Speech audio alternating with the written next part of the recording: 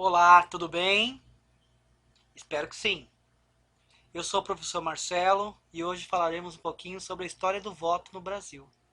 Como vocês sabem, dia 15 de novembro agora, teremos a oportunidade de escolhermos os nossos prefeitos e também vereadores. E aí, quando é que começou a ideia do voto no Brasil? A política surgiu aproximadamente no século 6 a.C. e com ela veio a ideia do voto. Os homens sentiram a necessidade de se organizarem para resolverem seus conflitos. E para isso teriam que eleger representantes. Esses representantes estariam responsáveis por criar essas leis e organizar a sociedade. A primeira vez que houve votação no Brasil foi em 1532. Foi a primeira eleição para a Câmara Municipal da Vila de São Vicente. Só podiam ser eleitos e votados quem era rico naquela época. Ou seja, naquela época só podiam ser eleitos quem tinha dinheiro. Quem não tinha dinheiro, infelizmente, não podia concorrer.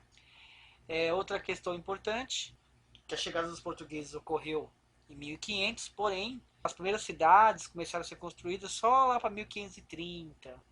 E aí tivemos essa primeira eleição lá na Vila de São Vicente, que hoje, por sinal, existe e é uma cidade no litoral de São Paulo.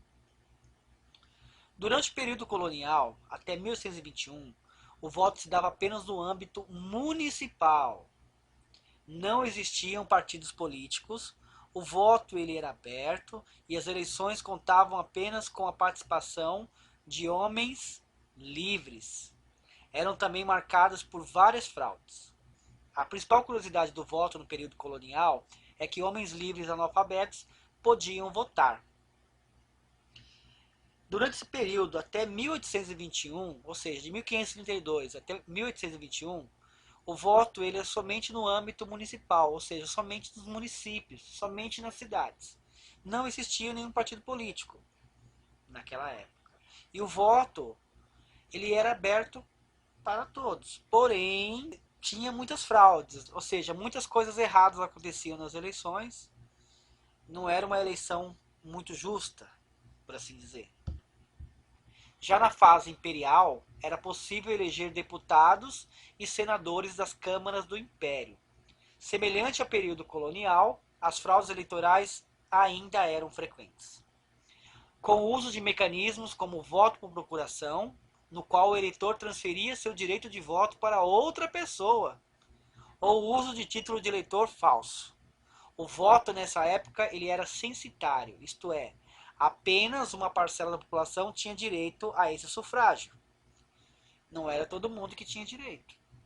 Ou seja, naquela época, somente os alfabetizados, os homens que tinham algum dinheiro, né? Então não era todo mundo que podia votar, não.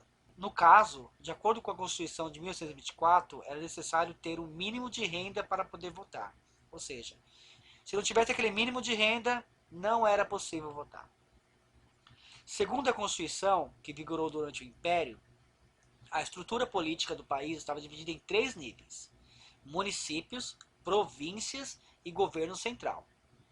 Sendo que as eleições eram realizadas indiretamente para postos como Câmara dos Deputados, Senado e Assembleias Provinciais, e diretamente para câmaras municipais e juízes de paz. Parte significativa dessas regras duraram até 1889, que foi o fim da fase imperial do Estado brasileiro.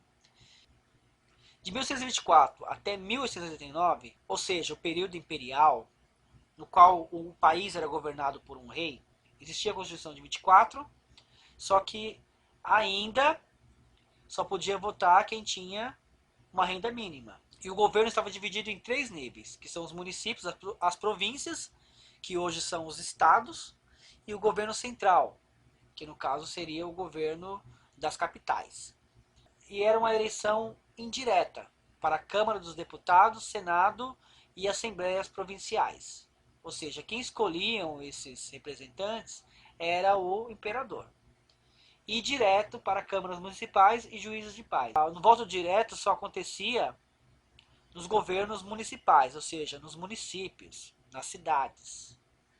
E isso perdurou até 1889, que foi o fim da fase imperial. Foi quando houve a proclamação da República em 15 de novembro de 1889. Com a proclamação da República, a família real foi destituída e o chefe do Executivo Federal passou a ser escolhido entre a população. Foi quando houve a proclamação da República e tivemos o nosso primeiro presidente, que foi o Marechal Deodoro da Fonseca. Foi o militar responsável por tirar do poder o nosso imperador na época, que era o Dom Pedro II, e a família real também, e aí eles tiveram que sair do país. E começamos um período de presidencialismo. E por que será que aconteceu essa proclamação da República? Porque na época as pessoas estavam insatisfeitas com o governo do Dom Pedro II. Existiam muitos conflitos. E outro fato também colaborou quando, em 1888, a princesa Isabel assinou a abolição da escravatura. Isso deixou insatisfeitos os grandes fazendeiros da época que eram contrários à abolição da escravatura. Eles queriam que continuasse a escravidão no Brasil. E aí, obviamente, que eles se reuniram, né? A classe mais abastada, a classe mais rica, juntamente com uma parcela da população, e destituíram do poder, ou seja, tiraram do trono o nosso imperador. Ele não saiu do trono porque ele quis, ele foi tirado. Com a proclamação da República, a família real foi destituída e o chefe do Executivo Federal passou a ser escolhido entre a população, adotando o presidencialismo. Prudente de Moraes foi o primeiro eleito para o Executivo Federal. Mas se por um lado a possibilidade de escolher o presidente pode ser vista como uma conquista, por outro esse poder se concentrava na mão de poucos. O voto ainda não era direito de todos. Menores de 21 anos, mulheres, analfabetos, mendigos, soldados rasos, indígenas e integrantes do clero estavam impedidos de votar, ou seja, não era para todo mundo. O voto ainda era reservado para uma parcela da população. De 1889 a 1930, vivemos um período chamado de República Velha, que se dividiu entre a República da Espada, com os governos de Marechal Deodoro da Fonseca e Prudente de Moraes, e a República dos Coronéis. Esse período ficou marcado pelo voto de cabresto. O que seria esse voto de cabresto? Vamos tentar entender? Nesse período, o país ainda era majoritariamente rural e tinha na figura do coronel uma autoridade sobre o poder local. Geralmente um fazendeiro rico que usava seu poder econômico para obter poder político. O coronel coagia seus apadrinhados a votar no candidato por ele indicado. Como não existia uma justiça eleitoral independente e idônea, eram comuns práticas como a coação dos eleitores e o bico de pena, praticada pelas mesas eleitorais.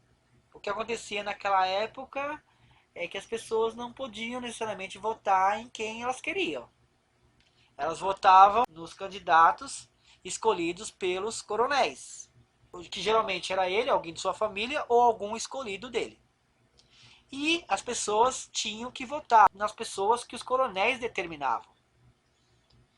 E o país ele era basicamente rural, ou seja, era um país e a grande parte das pessoas moravam nos campos e não nas cidades como é hoje. E esses coronéis eles tinham poder sobre a política daquela região e inclusive sobre o direito de voto dessas pessoas. Ou seja, essas pessoas não tinham direito a votar em quem elas queriam.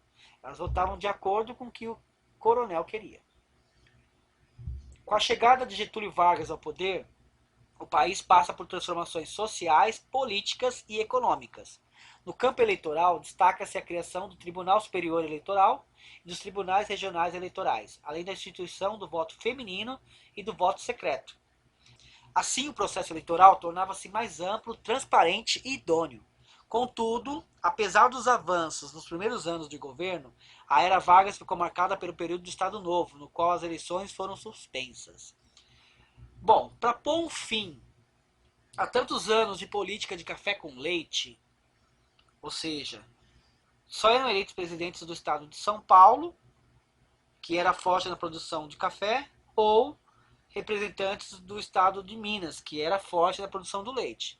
E nenhum outro estado tinha direito a escolher seus representantes. Isso deixou os outros governantes do país com raiva, e com razão, porque o governo estava apenas fadado a dois estados, sendo que o Brasil tinha vários estados que não podiam escolher o presidente. Foi quando, em 1930, houve o golpe e o Getúlio Vargas ele tomou o poder.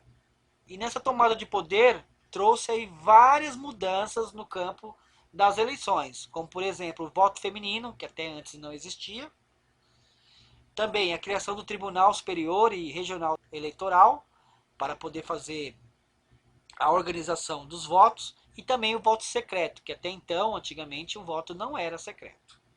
O voto era determinado pelos coronéis. Só que ao mesmo tempo, também não houve eleições durante aquela época, porque como houve esse golpe, o Getúlio Vargas ele não instituiu eleições naquele momento. Então, a eleição de fato só ocorreu no ano de 1945.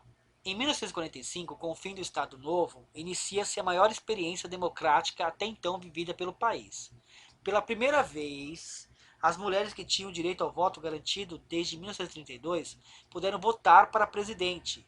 E até o ano de 1964, mesmo que de maneira conturbada em alguns momentos, 4 presidentes foram eleitos pelo voto popular.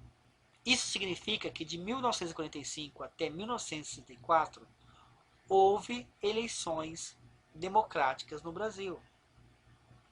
Ou seja, nós podíamos escolher o presidente, os governadores, os prefeitos. Porém, no ano de 1964 houve um golpe militar. Tiraram do poder o presidente na época. Em 1964, o presidente eleito democraticamente, João Goulart, foi deposto pelos militares. E aí iniciou-se uma ditadura militar no Brasil. Ou seja, durante muitos anos, durante mais de 20 anos, não ocorreu eleição para presidente. Vamos entender um pouquinho? Ao contrário do que muitos pensam, o período da ditadura militar não significou ausência completa de eleições. Contudo, elas se limitavam apenas a alguns cargos. Durante os 20 anos de ditadura, não ocorreu nenhuma eleição direta para presidente da República. Os chefes do Executivo Federal eram eleitos indiretamente, sendo alguns deles eleitos por um colégio eleitoral. Já as eleições para o Legislativo Federal continuaram a ser diretas. O sistema partidário vigente era o bipartidarismo, instituído pelo Ato Institucional 2, que considerou apenas Arena e MDB como partidos legítimos. Durante essa época não houve eleição ao presidente. Os presidentes eles eram escolhidos por um colégio eleitoral formado por militares. Existiam eleições apenas para o legislativo, que como nós sabemos, são aqueles responsáveis por criar as leis. São os deputados, senadores e vereadores. Mas presidente, governador e prefeito, eles não podiam ser escolhidos por uma eleição. Eles eram escolhidos pelos militares. E só existiam naquela época 2 partidos. Só era possível existir 2 partidos, que era o Arena e o MDB. Em 1984, o movimento pelas diretas já tomou as ruas do país. No ano seguinte, José Sarney assume como primeiro presidente civil em mais de 20 anos. Sua escolha, porém, foi feita indiretamente. Sarney foi eleito como vice de Tancredo Neves, que ficou doente pouco antes de sua posse, e acabou falecendo sem se tornar presidente. No mandato de Sarney foi promulgada a nova Constituição Federal, apelidada de Constituição Cidadã. Além de avanços no campo dos direitos civis e sociais, os direitos políticos também foram expandidos, consolidando tanto o voto universal e secreto quanto a idoneidade das eleições, com o trabalho das justiças eleitorais e das urnas eletrônicas, estas implantadas a partir de 1996. Em 1984, o povo estava cansado do regime militar. A inflação estava em alta, vivíamos um momento muito conturbado. As pessoas foram às ruas para exigir o direito de votar para presidente, para poder escolher um presidente novamente. E isso aconteceu. O regime militar finalmente acabou e aí novamente as pessoas puderam eleger um presidente. Foi eleito Tancredo Neves, porém ele ficou doente antes de sua posse e acabou falecendo. Quem assumiu foi o vice, Sarney. E a partir de então, nós temos eleições para presidente, prefeito e governadores. Outra coisa importante, que em 88 foi promulgada a Constituição Cidadã, que trouxe aí vários direitos, direitos civis, sociais e direitos políticos. E o voto passou a ser universal e secreto. Universal porque todos passaram a ter direito ao voto, todos, sem distinção de qualquer natureza, somente, no caso, exigindo que tivesse a idade mínima de 16 anos. E no ano de 96 foi instituído as urnas eletrônicas. Isso significa que antes disso o voto ainda era no papel. A Constituição Cidadã também implantou o voto facultativo para pessoas com 16 e 17 anos, para idosos com mais de 70 anos e para analfabetos. Dessa forma, hoje, o voto no Brasil pode ser considerado universal, independente de critérios de renda, raça ou religião. Com o fim do regime militar, voltamos a viver uma experiência democrática, em que nos é garantido o direito de escolher representantes tanto para os cargos do Legislativo, que são os vereadores, deputados estaduais, deputados federais e senadores, são os responsáveis por criar as leis, quanto para os cargos do Executivo, prefeitos, governadores e também o presidente da República. Como vimos, o voto possui uma longa trajetória no Brasil. Nem sempre ele foi sinônimo de democracia, tendo em vista que foi adotado tanto em momentos de repressão e exclusão política, quanto em momentos politicamente mais abertos e democráticos. De todo modo, é praticamente impossível imaginar uma democracia sem voto. E para garantir a efetividade desse mecanismo, é essencial que o processo eleitoral seja idôneo, limpo e transparente. Momentos como a República Velha, de 1989 até 1930, exemplificam muito bem a necessidade de um processo que de fato garanta a liberdade de expressão da população. Hoje, ainda que questionada por alguns, a urna eletrônica, junto com todo o restante do processo eleitoral, que inclui tribunais de justiça especializados, Tribunal Superior Eleitoral e tribunais regionais eleitorais, nosso sistema eleitoral avançou muito e é considerado um modelo internacional. Contudo, é necessário entender que, para além de um bom processo eleitoral, é preciso haver bons eleitores. O longo caminho percorrido para garantir o sufrágio universal, secreto e para cargos do Executivo e do Legislativo só será válido se cada eleitor tiver a consciência da seriedade e importância do seu voto e de conhecer melhor os candidatos e as instituições políticas do país. Politizar-se é preciso. Isso significa que não basta a gente ter apenas um sistema de voto eficiente. Nós temos que também pensar seriamente em quem estamos votando. Nós devemos analisar com calma as propostas dos candidatos e fazer o melhor voto. E isso começa desde cedo, desde agora. Nós precisamos ter essa consciência para quando chegar o momento do voto, que começa a partir dos 16 anos, vocês possam ter boas escolhas, escolher aí bons candidatos que realmente vão fazer a diferença aí no nosso país. E desejo a todos que tenhamos uma ótima eleição. Até mais, tchau, tchau.